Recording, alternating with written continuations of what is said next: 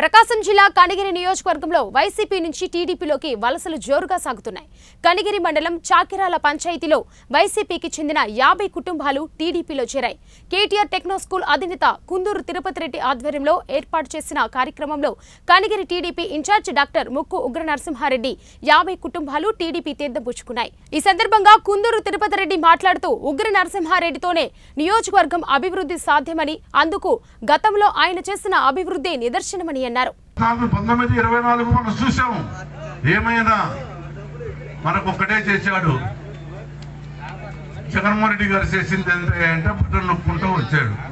ఒక 120 సార్లు 122 సార్లు బటన్ నొక్కారు. మీ అందరికీ డబ్బులు వచ్చి ఉంటాయి. కానీ మనం ఆలోచించుకోవాల్సింది ఒక్క విషయం కూడా మనం క్లుప్తంగా ఆలోచించుకోవాలి. ఇవాళ పొద్దున్న లేస్తే నిత్యావసర వస్తువులు ఏ విధంగా పెరిగిపోయినాయి, ఖర్చు ఎంత పెరిగిపోయింది. మన దగ్గర నుంచి ఈ డబ్బు ఈ ప్రత్యక్షంగా పరోక్షంగా ట్యాక్స్ రూపంగా వసూలు చేసుకుంటూ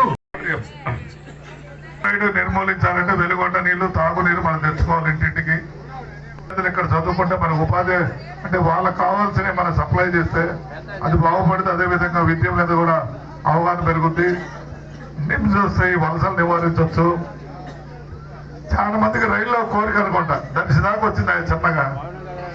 ఈ మిగతా కనిగిరి కూడా రాష్ట్ర ప్రభుత్వం నిధులు ఇవ్వనంటే పాపం వెంకయ్యనాయుడు గారు మళ్ళా కేంద్ర ప్రభుత్వం మాట్లాడి ఆ డబ్బులు కూడా ఇవ్వడం జరుగుతుంది. 20 నేనైతే వచ్చిన వెంటనే దాన్ని ఇంకా త్వరితగతి చేపించి మేము కూడా ఆ రైలు ఎక్కాలని నాకు కోరిక ఉంది. కాబట్టి ఈ 5 అంశాలు మనం చేసుకుందాం.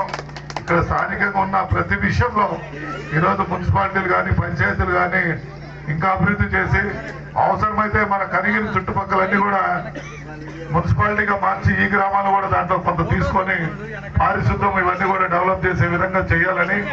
మరి ఇంటి స్థలాల గురించి అడిగారు. వచ్చిన వెంటనే తప్పకుండా మీ అందరితో మాట్లాడి ఎక్కడ అనుకూలమైన స్థలం ఉందో గవర్నమెంట్ నుంచి కొద్దిగా చేస్తానని తెలియజేస్తూ, మీరు చూపించిన ప్రేమ మీ సేవకుడిగా ఉంటానని తెలియజేస్తూ సెలవు తీసుకుంటా. జై హింద్, జై తెలుగుదేశం.